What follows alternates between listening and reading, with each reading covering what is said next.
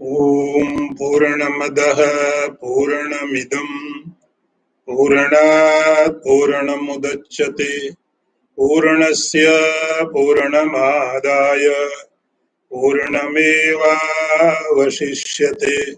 ओम शांति शांति शांति।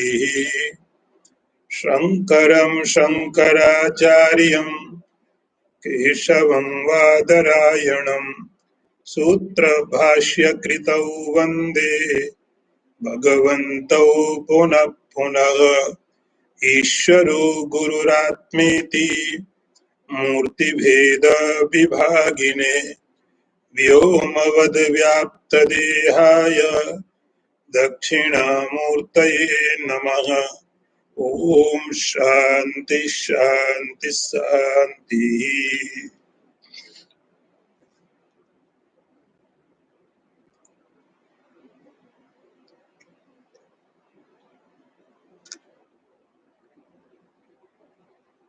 श्रुत्या युक्त्या स्वानुभूत्या ज्ञात्वा सर्वात्म आत्मनः क्वचित् आभासता प्राप्तः स्व अध्यास अपनयम कुरु। अर्थ देखिए, श्रुति युक्ति और अपने अनुभव से आत्मा की सर्वात्मता को जानकर सभी भ्रम से प्राप्त हुए अपने अध्यास का त्याग कर। यहाँ शंकराचार्य जी साधकों के लिए पथ बताते हुए, रास्ता बताते हुए, आपको किस तरह से इस साधना को पूरा करना है।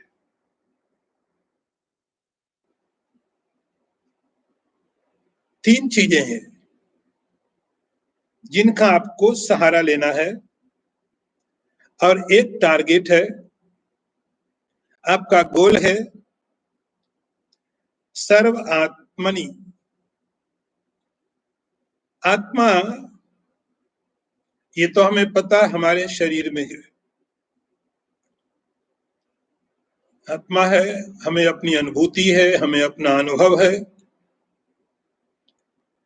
और ऐसा लगता है कि दूसरे शरीर में भी जैसे हमारे शरीर में आत्मा है, यदि हम थोड़े भी सावधान है, थोड़े भी जागरूक है, तो हमें ये मालूम पड़ता है कि जैसे हमारे शरीर में आत्मा है, वैसे ही सामने के शरीर में भी आत्मा है। लेकिन हर एक शरीर के अंदर में अलग अलग आत्मा है, ऐसा हम हमेशा सोचते हैं। यदि हमारे अंदर जागरूकता है, समझदारी है, तो हम समझते हैं कि मनुष्य के अंदर आत्मा है, इन पशुओं के अंदर में भी वही आत्मा है, पक्षियों के अंदर में वही आत्मा है, पेड़ पौधों में भी वही आत्मा है। जहां कहीं भी जीवन है, जहां कहीं भी जीवन है, हर जगह वो आत्मा अपने को रख रही है।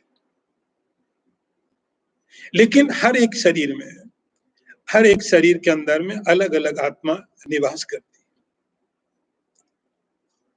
हम ऐसा समझते हैं, यदि हम थोड़े भी आध्यात्मिक व्यक्ति हैं, थोड़ी भी हमारी आध्यात्मिक सोच है, थोड़ा भी हमारा विजन क्लियर है, तो हमको ये लगता है कि हमारी आत्मा हमारे शरीर में, उसकी आत्मा उसके शरीर में, हर एक व्यक्ति की अपनी अपनी आत्मा अलग अलग शरीरों में रह करके अपने सुख और दुख को भोग रही है।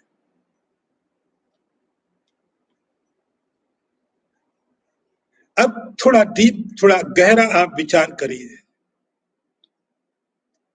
इतना विचार तो बहुत ऊपर का है। आपको विचार करना है कि वही आत्मा, एक ही आत्मा सभी शरीरों में एक ही आत्मा निवास करती है, सर्व आत्मा। आपको ये विचार करना है, आपको ये समझना है, अपने आप को समझाना है, एक ही आत्मा है, जो आत्मा सभी शरीरों में एक ही आत्मा है। थोड़ा काम कठिन है,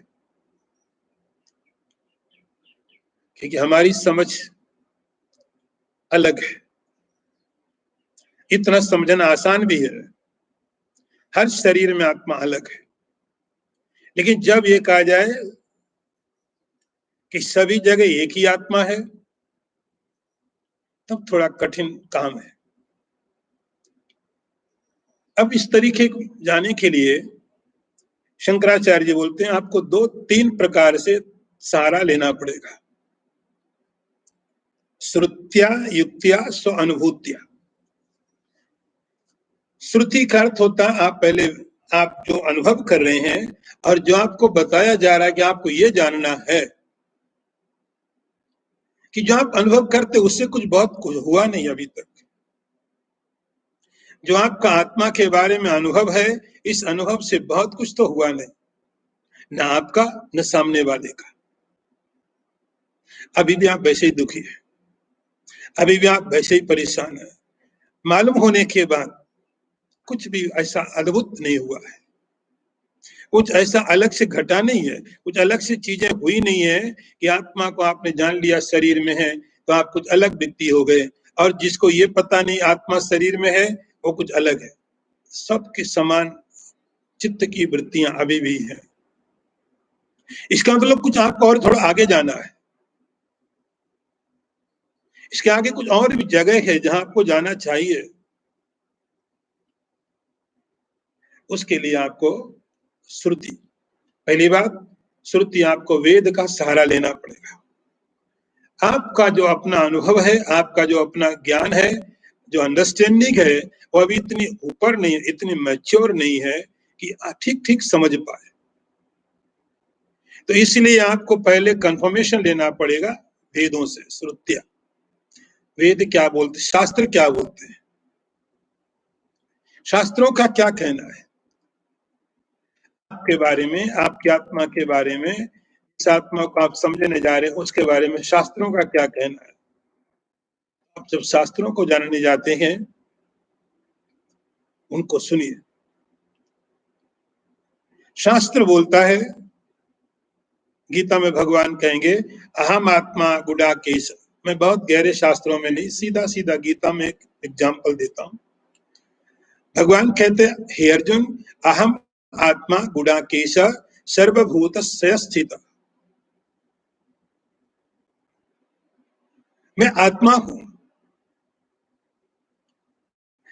मैं आत्मा हूं और मैं समस्त प्राणियों के अंदर में मैं ही, इसके अंदर हूं। दुर्योधन के अंदर भी मैं ही बैठा, अर्जुन के अंदर भी मैं ही बैठा। मेरे लिए दुर्योधन एक अलग ऊपर का हिस्सा है, युधिष्ठिर एक अलग ऊपर का हिस्सा, लेकिन दोनों के अंदर में जो स्रोत है, दोनों के अंदर में जो आत्मा है, वो एक ही है। वो दुर्योधन का, युधिष्ठिर का भेद नहीं करता है, वो भेद कर भी नहीं सकता है, उसके पास कोई उपाय नहीं है। तो एक ही आत्मा, अहम आत्मा गुडाकेश, हे अर्जुन, समस्त प्राणियों के अंदर में मैं ही आत्मा रूप से सब जगह, सबके अंदर में बैठा हुआ। दुर्योधन और युधिष्ठिर बहुत ऊपर के भेद हैं। तो पहले आप श्रुतियों में, वेदों में, शास्त्रों में देखें कि आपके बारे में, आपकी आत्मा के बारे में शास्त्र क्या बोलते हैं, अध्यात्म के ग्रंथ क्या बोलते हैं। और उसमें जो सबसे हाईएस्ट अथॉरिटी है वो है उपनिषद, वेद। उपनिषद, उपनिषद क्या बोलते हैं, आप उनको पहले सुनिए। जब आप सुनेंगे, आपका तो कुछ सोचा और था, लेकिन कुछ वेद तो कुछ और कह रहे हैं, उपनिषद तो कुछ और बता रहे हैं, आपका कुछ अलग सोचा था। फिर आपको सोचना पड़ेगा कि तुम सही हो या शास्त्र सही है, क्योंकि तो हमारा अनुभव कुछ अलग कहता है, शास्त्रों का अलग कुछ और कहना है। इस हालत में अब आपको अपनी युक्ति लगानी पड़ेगी। वेदांत में इस प्रक्रिया का नाम रखा गया श्रवणम, पहले सुनना। सुनो तो सही आप आराम से, शास्त्रों से सुनो, वेदों से सुनो, उपनिषदों से सुनो, जिनके पास अथॉरिटी है, जो अपौरुषेय है, उनसे सुनो। तो जब शास्त्र बताएगा, उपनिषद बताएंगे, तो उपनिषद के कहने में और आपके समझने में अब थोड़ा अंतर आएगा। आप कुछ और सोच रहे थे, शास्त्र कुछ और कह रहा है।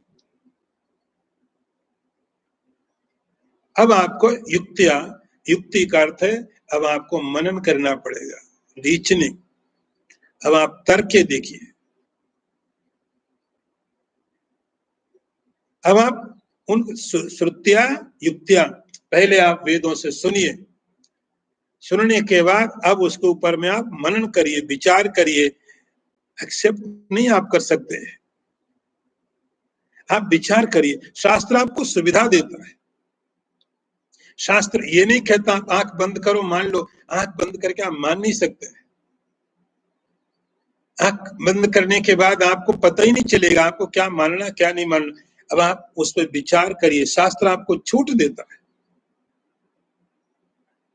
आपको छूट देता है। आप विचार करिए, आप संदेह करिए उस पर, आप डाउट करिए। मनन, इसका नाम मनन है। आप मंथन करिए, विचार करिए बार बार, ये क्या चीजें सही है। इसका नाम युक्ति है, श्रुतिया युक्तिया। और उसके बाद अब आपकी एक और अनुभूति होगी। अनुभूति तो पहले भी हो रही थी, जब शास्त्र नहीं पढ़े थे तो भी आपको अनुभूति तो थी आत्मा के बारे में, अनुभव तो तब भी था, समझ तब भी थी, अंडरस्टैंडिंग तब भी थी। लेकिन शास्त्रों को सुनने के बाद, मनन करने के बाद, तीसरा जो स्टेप है जिसका नाम अनुभव है, अर्थात निधिध्यासन। अब ठीक से उसमें अब जो आपका अनुभव होगा, तो शास्त्रों का ज्ञान, उपनिषद का जो वाक्य का ज्ञान था, वो आप तक अब पहुंचा है। आपने सुन लिया, उस समय आपने सुन लिया, सुना हुआ था, वो आप तक पहुंचा नहीं था, आपका अनुभव नहीं था। तो सुनने के पहले आपका जो अनुभव था और सुनने के बाद आपने मनन किया, मनन करने के बाद अब आपकी अपनी अनुभूति होगी, अब आपका अपना अनुभव होगा। और वो अनुभव कैसा होगा? वो अनुभव होगा एक ही आत्मा सर्वात्मा है। वो अनुभव ऐसा होगा जैसा भगवान कृष्ण का अनुभव गीता में था,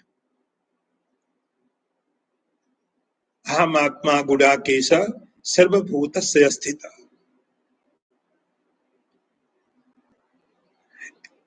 पहले अनुभव था कि आप अपने शरीर तक सीमित हैं,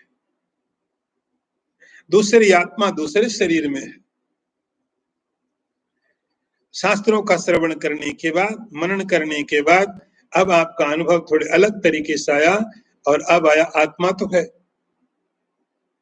लेकिन वह आत्मा सर्व आत्मा है, सब जगह। शरीर अलग है, मन अलग है, लेकिन के अंदर में आत्मा के ऊपर सब कुछ टिका हुआ है। इस आत्मा के ऊपर में सब कुछ है, वो आत्मा बहुत नहीं है, वो आत्मा एक ही है। श्रुत्या युक्त्या स्वानुभूत्या ज्ञात्वा सर्वात्म। तो इस बात को केवल आप अनुभव आपका तीसरे नंबर में आएगा। आप पहले सुनेंगे, सुनने के बाद उस पर मनन करिए, संदेह करिए, डाउट करिए, और उसके बाद अब जो आपका अपना अनुभव आएगा आत्मा, ये आपका अपना अनुभव होगा। अभी तक जो मिला है वो केवल सुना हुआ इंफॉर्मेशन है, वो ज्ञान नहीं है।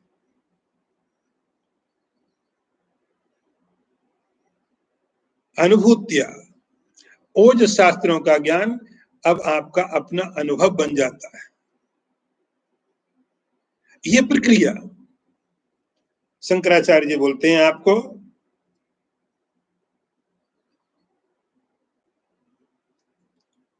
करते रहना पड़ेगा, क्वचित आभासता,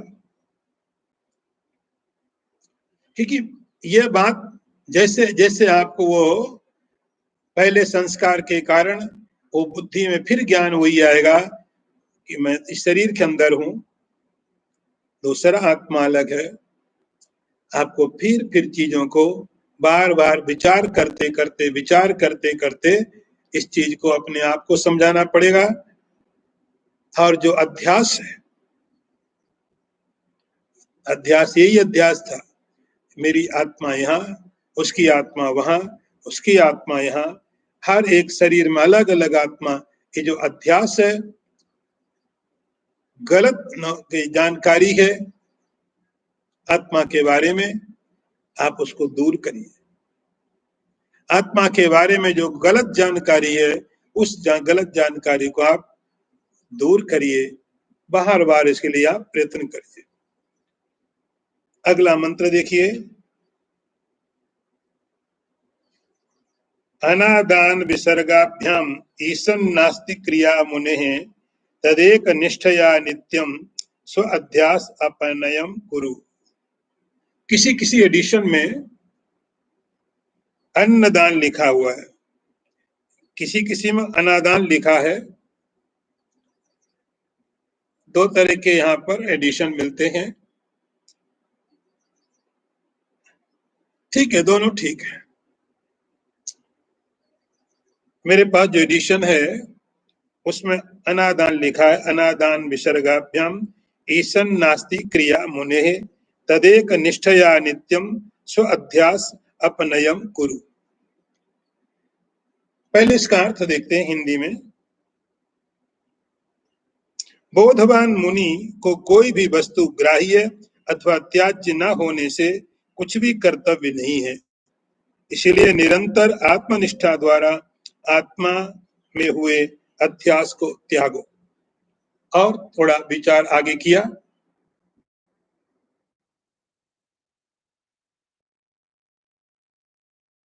अनादान विसर्गाभ्याम, आदान का अर्थ होता लेना, अनादान का मतलब नहीं लेना। विसर्गाभ्याम छोड़ना, विसर्ग अर्थात कि जब कोई साधक, जब कोई व्यक्ति सेल्फ रियलाइज हो जाता है, बोधवान, तदेक निष्ठा, यहां शब्द का प्रयोग किया एक निष्ठा। क्या करते हैं, इसमें आप बैठते हैं, संस्कृत का स्था धातु है, स्था करते है बैठना। तो जब कोई व्यक्ति अच्छी तरह से किसी चीज में बैठ जाता है, समझ लेता किसी बात को, वो उसकी निष्ठा मानी जाती है। जैसे हम शब्द प्रयोग करते हैं ब्रह्मनिष्ठ। ब्रह्मनिष्ठ का अर्थ होता है जिसकी निष्ठा ब्रह्म में, जो ब्रह्म में बैठा हुआ है। और यदि कोई संसार में बैठा तो उसको बोलेंगे जगन्निष्ठ, इसकी निष्ठा जगत में। ब्रह्म में निष्ठा है तो ऐसा नहीं कि जैसे आप चेयर में जाके बैठ जाते हो ऐसे ब्रह्म के ऊपर जाके बैठ जाओगे।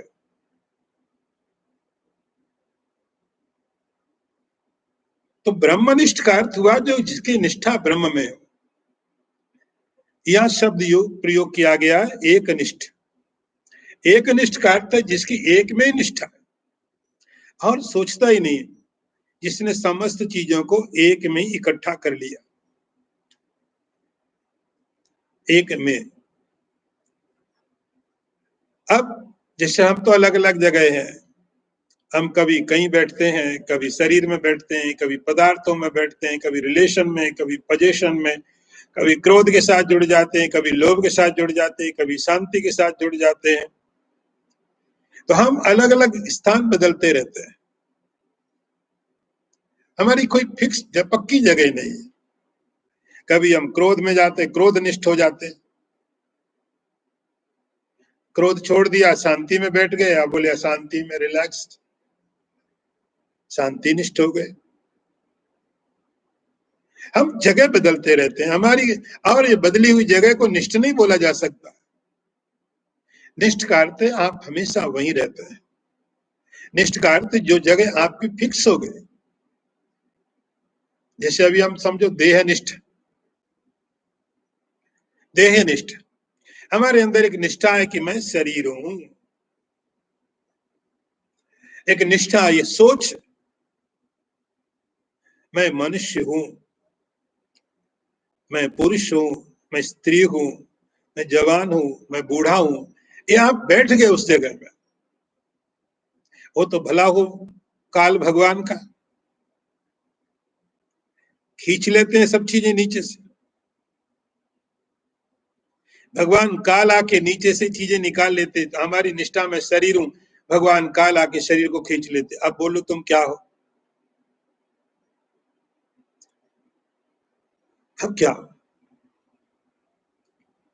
तो कभी हमारी निष्ठा धन में होगी तो भगवान काल आके धन खींच लेते। अब बोलो अब क्या? नथिंग, कुछ नहीं। तो हमारी निष्ठाएं, हमारा बैठना बहुत पक्का नहीं होता है, कभी इधर कभी उधर, कभी कहां कहां हम लोग बैठते रहते हैं, कोई ठिकाना पक्का नहीं हमारा है, हमारी कोई सीट पक्की नहीं है, चिंती रहती है, और हम दूसरी जगह फिर बैठते रहते हैं। अभी बच्चा हूं, 20 साल के बाद बच्चा खत्म हो गया, अब दूसरी जगह बैठ गए, यंग जवान हूं, फिर बूढ़ा हो गया। एक निष्ठा करता ऐसी जगह आप बैठे जो कभी छूटती नहीं है, जो कभी भी छूटती नहीं है, किसी कंडीशन में नहीं छूटती है। ऐसा एक निष्ठा वाला, और वो एक निष्ठा केवल कहां हो सकती है? आपकी अपने आप में। आप अपने आप कभी कभी नहीं छूटते हो, आप अपने आप से पीछा छुड़ा भी नहीं सकते हो। बाकी चीजें आएंगी, ऐड होंगी, फिर हट जाएंगी, फिर जुड़ेंगी, फिर हट जाएंगी, आपकी निष्ठा बदलती रहेगी। एक निष्ठा यहाँ पर लिखा है, एक का अर्थ यहाँ पर परमात्मा समझना। एक निष्ठया, एक का अर्थ है एक ईश्वर, ब्रह्म, परमात्मा, सुप्रीम कॉन्शियसनेस, इस ऐसे ऋषि की वहीं पर निष्ठा है। मुनि, जो मुनि है, विचारवान है, मननशील है, सब विचार करके देख लिया, सब निष्ठाएं प्रयोग करके देख ली, सब जगह बैठ के देख लिया, कोई पक्की सीट नहीं मिली, कोई पक्की सीट नहीं मिली, कभी इधर कभी उधर, इसने उठाया तो वहां बैठे, उसने उठाया तो वहां बैठे। अब एक कैसी जगह मिल गई, अब एक कैसी जगह मिल गई, कैसी स्थिति मिल गई, ये आपसे कभी नहीं छूट सकती। ऐसा जो मुनि है, तदेक निष्ठा वाला जो मुनि है, यही एक चीज है, ये एक स्थिति है, ये एक यही कंडीशन है जो हमसे कभी नहीं छूट सकती है। बाकी चीजें मिलेगी और छूट भी जाएगी, बाकी पदार्थ, बाकी स्थितियां, हर चीजें मिलेगी भी, लेकिन छूट भी जाएंगी। मिलने के पहले आप पक्का समझ लेना कि छूटने वाली है, फिर आपको मिलने में कोई दिक्कत नहीं। इसी का यहाँ नाम लिखा आदान अनादान विसर्ग। जब ये व्यक्ति एक में निष्ठ हो गया, उस परमात्मा में निष्ठ हो गया, अपने आप में निष्ठ हो गया, अपने आप में निष्ठा कर ली, उसके बाद पदार्थों का आना, स्थितियों का, वस्तुओं का, व्यक्तियों का, संसार का जुड़ना, फिर भी जुड़ेगा, संसार तो आपका प्रारब्ध है, लेकिन चीजें जुड़ जाती हैं तो भी कोई बहुत फर्क नहीं है, ठीक है। पदार्थ आके मुझसे जुड़ रहे हैं, मेरी उनमें निष्ठा नहीं है।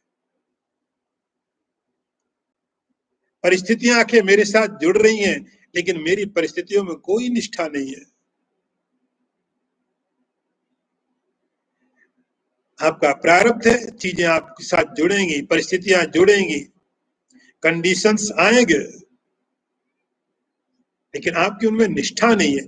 निष्ठा होना और पदार्थों का जुड़ना दोनों चीजें बहुत अलग है।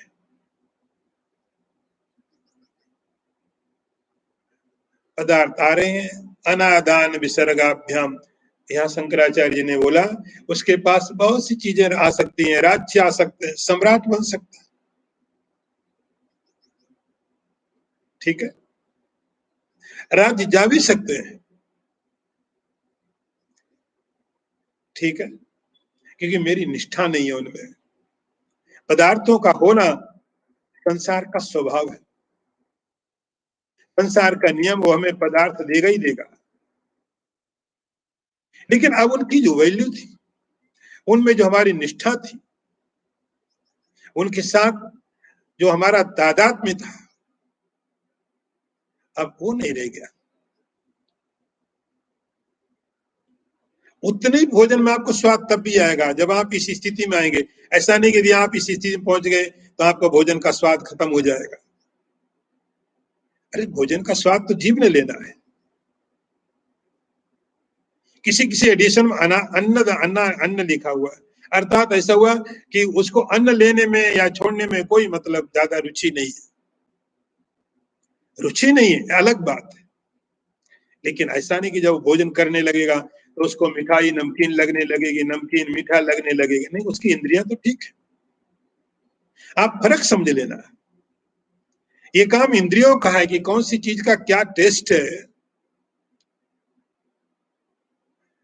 ये इंद्रियां यदि ठीक है, आपकी आंखें ठीक है, तो आपको सामने वाला यदि रोज रेड है तो आपको रेड ही दिखाई पड़ेगा, ब्यूटीफुल है तो दिखेगा। ऐसा नहीं आपका ज्ञान आधे बाधा बन जाएगा, या आपकी आत्मनिष्ठा उस ज्ञान उस फ्लावर को, उस रोज को आप इतना अच्छा नहीं रखे, उतना ही अच्छा दिखेगा, बल्कि और अच्छा दिखेगा, और अच्छा दिखेगा, और ब्यूटीफुल दिखेगा, और ज्यादा भोजन का टेस्ट हो जाएगा जो शायद अभी आप नहीं ले पाते हो।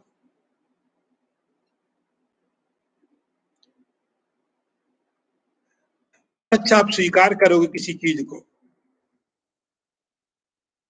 बढ़िया से स्वीकार करोगे और अच्छी तरह छोड़ भी दोगे।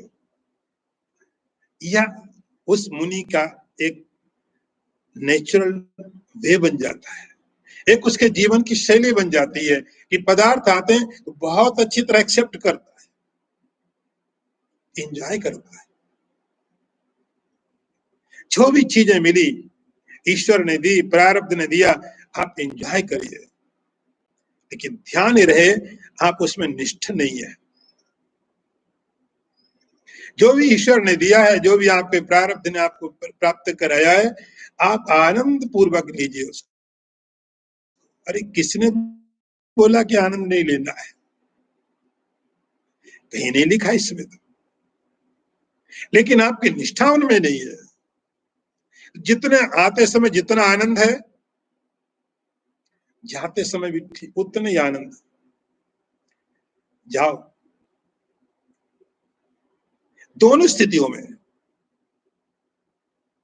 कि निष्ठा नहीं है, पदार्थों का आना है तो आप बहुत अच्छी तरह का स्वागत कीजिए, बहुत अच्छी तरह उपयोग कीजिए। जो पदार्थ जिस लिए है, जो वस्तु जिस लिए है, आप परफेक्टली उसका वैसा यूज करिए, आनंद लीजिए। भगवान कृष्ण ने जीवन में ये संदेश दिया। लेकिन जब वो पदार्थ परिस्थितियां चीजें जाती हैं, बी हैप्पी। और अच्छी बात है कि आपकी निष्ठा नहीं थी, आपको मालूम था ये पहले से ही होने वाला है, ये बात आप पहले से जानते थे, ये जो लोग आ रहे हैं, जो चीजें आ रही हैं, मिल रही हैं, ये जो परिस्थितियां मिल रही हैं, ये हमेशा रहने वाली नहीं है। इसलिए जब तक है आनंद कीजिए, ईश्वर की कृपा है, आपका प्रारब्ध है, बहुत आनंद लीजिए। लेकिन विसर्गाभ्याम जब वो जाती है, जब वो परिस्थितियां आपको छोड़ के जाती हैं, और अच्छी बात है, क्योंकि आपको पहले से मालूम था, आप पहले से मालूम तो आपको था, लेकिन आप समझते नहीं थे। सबको मालूम है कि जो जो चीजें हमको मिली हैं, ये हमेशा रहने वाली नहीं है, लेकिन हम इस तरह से पकड़ते हैं, हमारे प्रयास ऐसे होते हैं, हमारी कोशिशें ऐसी होती हैं, हम छोड़ने के लिए तैयार नहीं। लेकिन जब एकनिष्ठ मुनि है, एकनिष्ठ मुनि का लक्षण क्या हो गया? अनादान विसर्गाभ्याम, चीजें आ रही है, मोस्ट वेलकम, बहुत अच्छी बात है, आनंद लीजिए। जो चीज जिसके लिए है, ईश्वर ने बनाई है, ईश्वर का निर्माण है, अद्भुत है, आप स्वागत कीजिए उनका, और अच्छी बात है, गुड बाय। दोनों तरफ से ये कब संभव होगा? जब उस व्यक्ति की निष्ठा उस परमात्मा में होगी, उसके पहले संभव नहीं है। तदेक निष्ठया नित्यम, उस परमात्मा में, अपने आप में, ईश्वर में जब उस व्यक्ति की निष्ठा है, उसके बाद संसार उसके लिए खेल हो जाता है। जैसे ईश्वर की लीला होती है, ईश्वर की लीला इसलिए लीला होती है कि ईश्वर को ये पता है, हमेशा इस बात के ध्यान में रहता है उसको, निष्ठा मेरी कहाँ है और कलेक्शन मेरा क्या है। ऐसे ही जब व्यक्ति ईश्वर निष्ठ हो जाता है, आत्मनिष्ठ हो जाता है, ब्रह्मनिष्ठ हो जाता हुआ मुनि, वो भी लीलाएं करता है, उसकी भी एक्टिविटी, उसका रोना भी एक लीला होता है, उसका हंसना भी एक लीला है, उसकी हंसी भी झूठी है, उसकी हंसी भी झूठी है, उसका रोना भी झूठा है, लेकिन दोनों में आपसे ज्यादा अच्छा एंजॉय करता है, और रोने में भी ज्यादा अच्छा एंजॉय करता है, रोने में भी आनंद ले सकता है, जितना हंसने में लेता है उससे कहीं ज्यादा रोने में भी ले सकता है, क्योंकि निष्ठा नहीं है, न रोने में न हंसने में। स्थितियां मालूम है, बहुत स्पष्ट चीजें मालूम है, इसलिए स्व अध्यास, जो अध्यास है, सुपर इम्पोजिशंस है, आप उनको रिमूव करिए, धीरे धीरे हटाइए, हटाइए। अगला मंत्र देखिए,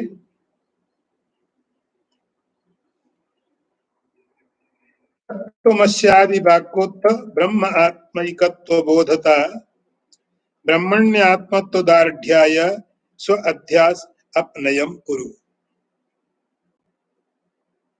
अर्थ देखो, तत्त्वमसि आदि महावाक्यों से हुए ब्रह्म और आत्मा के एकत्व ज्ञान से ब्रह्म में आत्मबुद्धि को दृढ़ करने के लिए अपने अध्यास को दूर करो।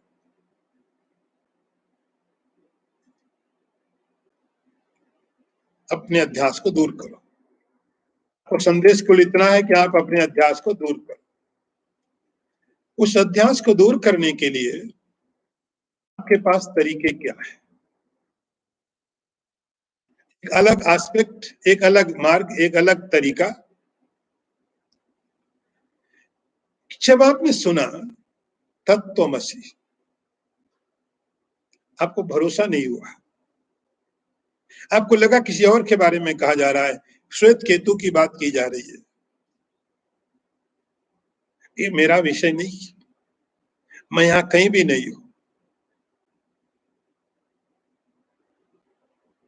भरोसा ही नहीं हुआ।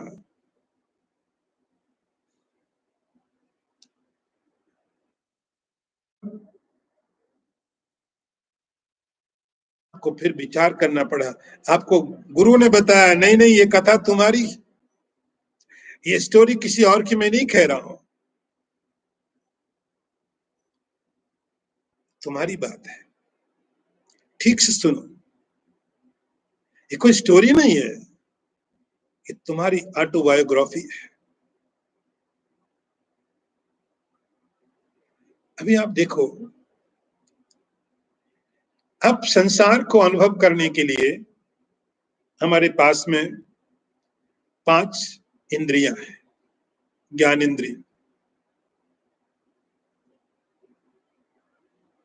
उन 5 ज्ञान इंद्रियों से आप संसार का अनुभव करते हो। आपकी जीभ है, नाक है। पहले आपको पृथ्वी का अनुभव करना है तो आप अपने नाक का उपयोग करते हो। आपकी नाक बताती है सुगंधी के बारे में, दुर्गंधी के बारे में। वो पृथ्वी की क्वालिटी है, पृथ्वी का गुण है सुगंध दुर्गंध, आपकी नाक रिवील करती है। आपकी आंखें बताती हैं कलर के बारे में, आपके स्किन बताती है स्पर्श के बारे में, जीभ बताती है टेस्ट के बारे में, और आपके कान बताते हैं शब्द के बारे में। ये 5 तरीके हमारे पास हैं जिससे हम संसार को अनुभव करते हैं, और इनका सहयोग करने के लिए आपके पास 5 कर्मेंद्रिय होती है। इन 5 कर्मेंद्रियों के द्वारा आप उनका अनुभव करते हो, और इन सबको कंट्रोल करने के लिए आपके पास एक मन होता है, जो मन सबको कंट्रोल करता है। ये हमारी अप्रोच है संसार में जाने के लिए। लेकिन यदि आपको परमात्मा में, आत्मा में जाना, तो आप अप्रोच कैसे करो? आपके पास साधन क्या है? आप इंटर कैसे घुसो, कैसे परमात्मा में? संसार में घुसने के लिए बहुत तरीके हैं, बहुत मार्ग है। आप ये भी उपयोग कर सकते हो, ये भी आंख का, नाक का, कान का। लेकिन आप ईश्वर में यदि घुसना चाहो, आत्मा में प्रवेश करना चाहो, तो आपके पास रास्ता क्या है? केवल एक रास्ता हमारे पास होता है, और वो होता है श्रवण, कान का। कान एक ऐसी इंद्रिय है जो दोनों तरफ काम करती है। कान एक ऐसी इंद्रिय है जो दोनों तरफ काम करती है, संसार की तरफ भी काम कर सकती है, और वही इंद्रिय आपको परमात्मा की तरफ ले जा सकती है। तो केवल एकमात्र हमारे पास जो साधन है ईश्वर में जाने के लिए, केवल इतना है, उसका नाम है आपकी श्रवण। और कोई इंद्रिय उसमें काम नहीं करती, क्योंकि आत्मा में कोई रूप नहीं है, कोई गंध नहीं है, उसमें कोई टेस्ट नहीं है, कोई शेप नहीं है, कोई स्मेल नहीं है, और सब इंद्रियां उसमें काम नहीं आती। केवल एक इंद्रिय है जो आपको साथ दे सकती है, और वो है श्रवण, आपका कान। ये जो कान है, इसलिए इसका क्षेत्र बहुत बड़ा है, दूसरी इंद्रियों से बहुत ज्यादा, क्योंकि सब आकाश का गुण है, इसलिए इसका एरिया बहुत बड़ा है। जब आप इस श्रवण इंद्रिय के द्वारा अपने उस परमात्मा में प्रवेश करने का रास्ता श्रवण, फिर आप दूसरी इंद्रियों का उपयोग कर सकते हो सहयोग के रूप में।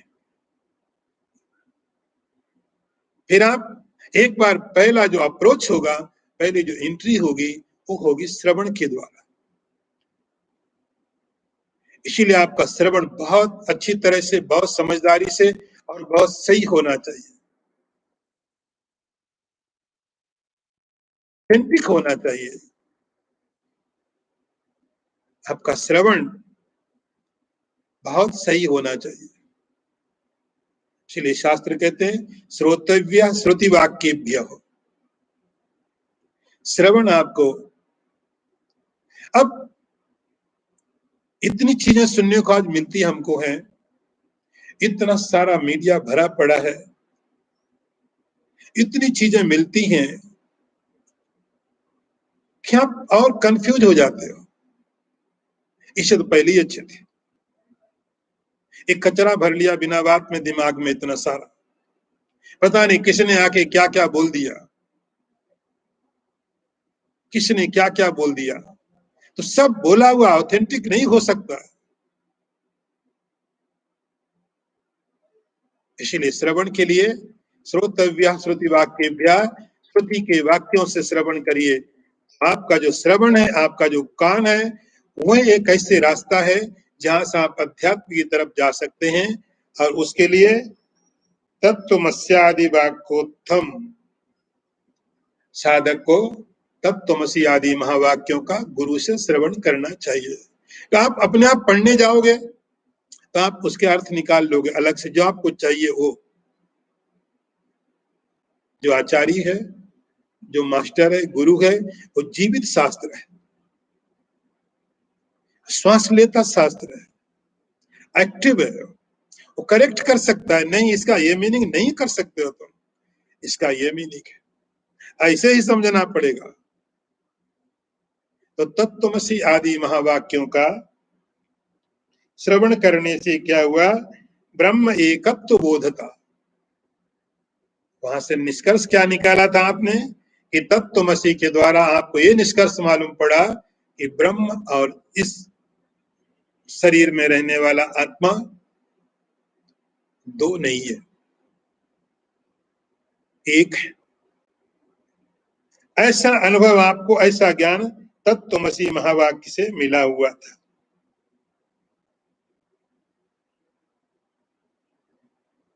अब उसको दृढ़ करना है, उसको धीरे धीरे और अभ्यास करना है। थोड़ी समझ तो आई, लेकिन और उसको मजबूत करना है और दृढ़ करना है। उस पर आप जो आपने सुना है श्रवण के द्वारा, श्रवण सुनने के बाद आप दूसरी इंद्रियों का उपयोग करना शुरू करिए। अब आप अपने पूरे अस्तित्व को, जब आपने श्रवण किया तो आपके पास कान थे इस बात को समझने के लिए, कान ने सुना, लेकिन अब आप अपने पूरे अस्तित्व को, आप अपनी पूरी सत्ता को इस दृढ़ता के लिए लगा दीजिए। आपका मन, आपके दूसरी इंद्रियां, दूसरी कर्म इंद्रिय, दूसरी ज्ञान इंद्रिय, अब सबका सहयोग आप लेंगे तब उसमें दृढ़ता पैदा होगी। शुरू में केवल कान ने सुना और कान ने सुन करके दे दिया माइंड को, माइंड काम नहीं करेगा तो सुना हुआ किसी काम का नहीं है। लेकिन शुरुआत श्रवण करता है, उसके बाद मन, आप दूसरे जो इंद्रिय हैं, दूसरे जो आपके पास उपकरण दिए गए परमात्मा ने, आप उनका उपयोग करना शुरू करिए। माइंड को उसमें लगाइए, अपनी आंख को, अपनी जीभ को, अपनी हर एक इंद्रिय को और अपनी कर्मेंद्रियों को आप किस तरह से उसको दृढ़ कर सकते हैं, कैसे उसको मजबूत कर सकते हैं, आप उसको सब पूरा अस्तित्व, पूरा एग्जिस्टेंस आप अपना लगा दीजिए। उसके अंदर दृढ़ता आएगी। स्व अध्यास, इस प्रकार से आप अपना जो अध्यास है, सुपर इम्पोजिशंस हैं, जो गलत जानकारी है, रॉन्ग आइडेंटिफिकेशंस हैं, आप उनको दूर कर सकते हैं। अगला मंत्र भी देखिए। अहम भावस्य देहेस्मिन् निःशेष विलयावधि सावधानेन युक्तात्मा स्व अध्यास अपनयम कुरु। मंत्र का अर्थ देखिए। इस देह में जो अहम भाव, मैंपन है, हो रहा है, उसका जब तक पूर्णतया लय न हो जाए तब तक सावधानता पूर्वक युक्त चित्त से अपने अध्यास को दूर करो।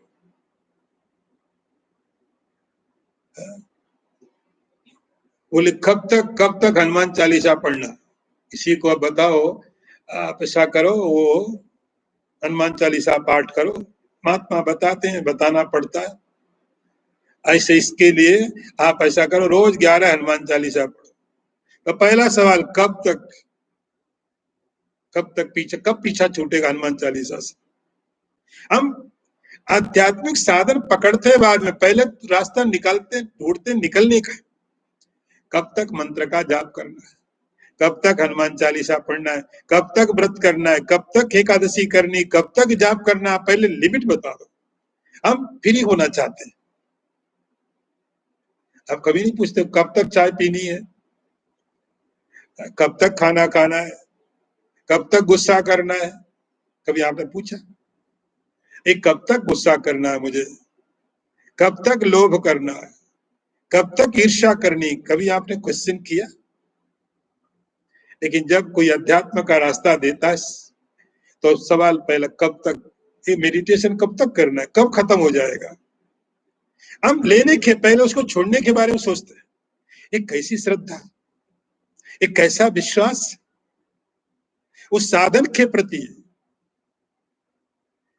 जो आपको ऐसी चीजें मिलने वाली हैं जो आपको संसार नहीं दे पा रहा है। तब तो आप मंत्र के जाप में आए हो। यदि संसार से संभव होता तो आप मंत्र के जाप में नहीं जाते। लेकिन कोई भी अध्यात्म साधन लेने के पहले हम उसको छोड़ने का तरीका ढूंढते हैं। कब तक जाप करना है, कब तक उपास करने हैं, कब तक माला जाप करनी है, कब तक ये पाठ करने हैं? अरे हे भगवान, कब पीछा छूटेगा? पतंजलि ने कहा, आप अपने साधन के प्रति आपके मन में आदर होना चाहिए, आदर होना चाहिए, एक सम्मान हो, रेस्पेक्ट होनी चाहिए उसके प्रति। आप पीछा छुड़ाना क्यों चाहते हैं?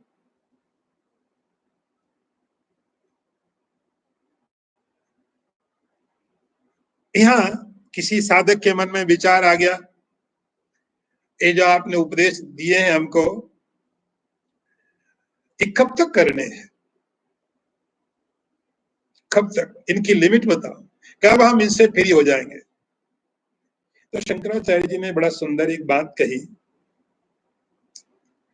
आपको पता चलता है कि आपको कब तक भोजन करना है।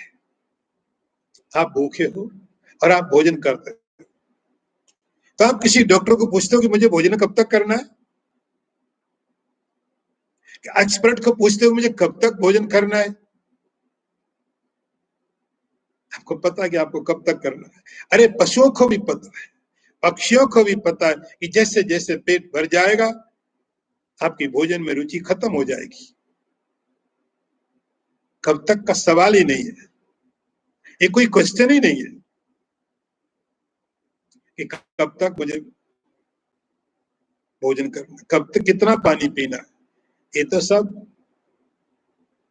दूसरे उन लोगों की चीजें हैं जो एक्सेस में जी रहे हैं। कितना रोज बोले 6 लीटर पानी पियो, कोई बोले इतना पानी पियो, इतना ये करो। लेकिन आपके शरीर में जब रिक्वायरमेंट होगी तो आपको पूछना नहीं पड़ता कितना पानी पीना है। आप शरीर में रिक्वायरमेंट पैदा करो, आप भूख पैदा करो। आपको किसी को पूछने की जरूरत नहीं पड़ेगी कितना खाना खाना है मैंने।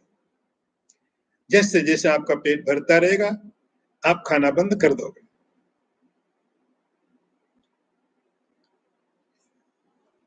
कब तक? शंकराचार्य बोलते हैं एक ही तरीका है यहाँ पर, अहम भावस्य देहेस्मिन्। इसकी जो डेट है, इसका जो टाइम है, इसकी जो टाइम लिमिट है वह इतना है कि जब तक आपके अंदर में ये शरीर के प्रति अहम भाव रहे। साल, 6 महीना, 16 सोमवार, 15 दिन, ऐसा कुछ नहीं है। एक ही तरीका है कि जब तक आपके अंदर में शरीर के प्रति अहम भाव रहे।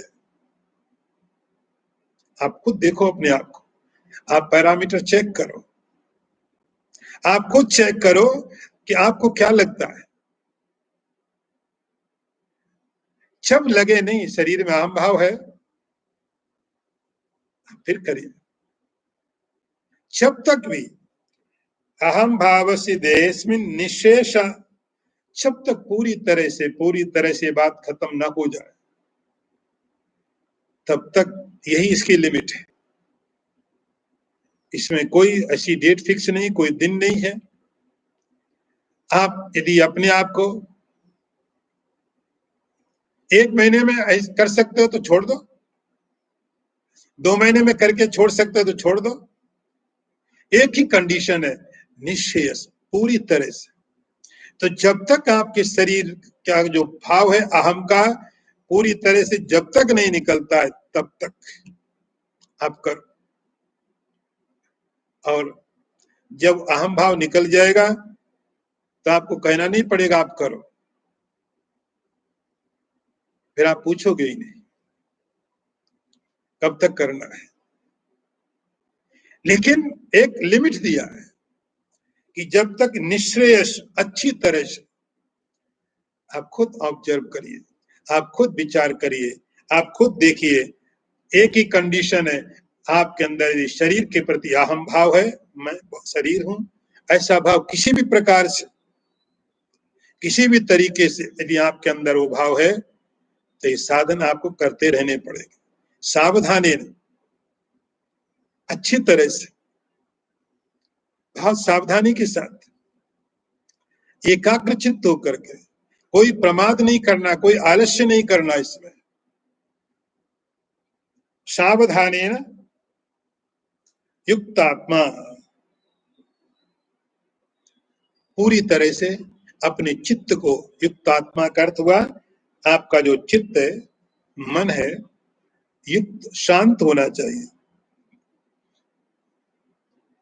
आपका चित्त शांत हो जाए, शांत चित्त होकर के आप इस पर बार बार विचार करिए। सावधानी कर आप अपनी तरफ से पूरी तैयारी करिए। जो भी आपको संभव लगता है आप सुनिए, श्रवण करिए, फिर श्रवण करिए। कोई क्वेश्चन है फिर आप उठाइए, आपके मन में कोई संदेह है उनको दूर करिए, और अपने चित्त को भी युक्त करके, शर्त यही रखी गई है, इनके साथ जब तक शरीर के अंदर में अहम भाव है, शरीर की कोई दुश्मनी नहीं है, केवल आपको सुपर इम्पोजिशन हटाना, शरीर नहीं हटाना। फर्क आप शरीर के ऊपर जो सुपर इम्पोजिशन है कि मैं आत्मा हूं, आपको ये विचार हटाना है। शरीर के साथ कोई दुश्मनी थोड़ी है। उस अहम भाव को जब तक आप खत्म कर सकते हैं, उस अहम भाव को आप जब निकाल सकते हैं, उसके बाद आप छोड़ दो। ये लिमिट रखिए। लेकिन मजेदार बात ये होगी कि जब आप उसको कर लेंगे, उस स्थिति में पहुंच जाएंगे, फिर आप छोड़ेंगे किसको और पकड़ेंगे किसको? ऐसा क्या मूल्यवान बच्चा आपके आगे है कि आप इसको छोड़ करके उसको पकड़ें? कुछ नहीं बचता है। फिर जो भी मूल्यवान है, सबसे मूल्यवान यही साधन है। इससे ज्यादा मूल्यवान और कुछ भी नहीं है। फिर आप इसको अपने आप छूटने देंगे, आप छोड़ने की कोशिश नहीं करेंगे। छूट जाए तो ठीक है,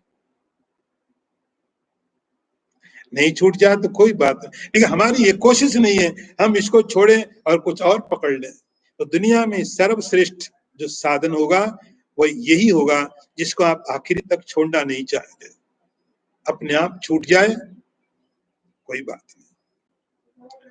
आज हम लोग यहीं पर विराम लेंगे, और मैं थोड़ी बातें रिट्रीट के बारे में बता दूं कि हम लोग जो 1 मई से लेके 2 तक जो रिट्रीट कर रहे हैं, retreat back to basic number 3 zoom पर, वर्तमान परिस्थितियों में खास करके भारत में जो हालत चल रहे हैं, इन सब हालातों में हम लोगों ने विचार किया है कि ये रिट्रीट आपके काम की तो है ही, हमारे अपने लिए काम की तो है ही, लेकिन हम इसको दूसरों के लिए किस प्रकार से कर सकते हैं।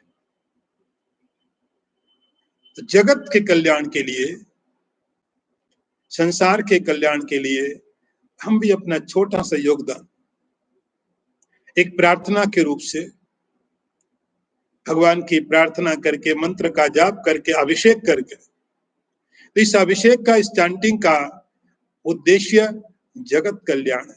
भगवान महादेव, ईश्वर संसार की रक्षा करें। सर्वे भवन्तु सुखिना, सर्वे सन्तु निरामया, सर्वे भद्राणि पश्यन्तु, मां कश्चित् दुख भाग भवेत्। डॉक्टर अपना काम कर रहे हैं, मेडिकल साइंस अपना काम कर रही है, लेकिन हम एक आध्यात्मिक साधक होने के कारण समाज के प्रति, संसार के प्रति हम जो कर सकते हैं, जो अपने लेवल पर बेस्ट, वो यही है। हमें मेडिकल में जाने की जरूरत नहीं है, वो हमारा फील्ड नहीं है, लेकिन हम परमात्मा से प्रार्थना करके, ईश्वर से प्रार्थना करके, और जब हम इकट्ठी प्रार्थना करते मिल करके, उसके परिणाम कई बार बहुत सी दवाइयों से बहुत ज्यादा होते हैं। इस रिट्रीट में हम लोग अपने आत्म कल्याण के लिए और जगत के कल्याण के लिए, दोनों के लिए प्रयास करेंगे। इसलिए आप सभी लोग इस रिट्रीट में ठीक से, सावधानी पूर्वक, अच्छी तरह से भाग लीजिए, पूरी तरह पालन कीजिए, और हम अपने लिए, संसार के लिए कुछ अच्छा करें। यही इस रिट्रीट का उद्देश्य है। तो जो लोग रजिस्टर्ड हैं या जो उनको रजिस्टर्ड होना है, आप जल्दी अपना नाम कर लीजिए, प्लान समझ लीजिए, और हम अच्छी तरह से इस रिट्रीट को संपन्न करेंगे। इन परिस्थितियों में मैं शांति पाठ करूंगा, फिर मीता के जो इन्फॉर्मेशन नोट आपको मिलेंगे। ओम पूर्णमदः पूर्णमिदं पूर्णात् पूर्णमुदच्यते पूर्णस्य पूर्णमादाय पूर्णमेवावशिष्यते। ओम शांति शांति शांतिः। शंकरं शंकराचार्यं केशवं वादरायणं सूत्रभाष्यकृतौ वन्दे भगवन्तौ पुनः पुनः। ईश्वरो गुरुरात्मेति मूर्तिभेद विभागिने व्योमवद्व्याप्तदेहाय दक्षिणामूर्तये नमः। ओम शांति शांति शांति।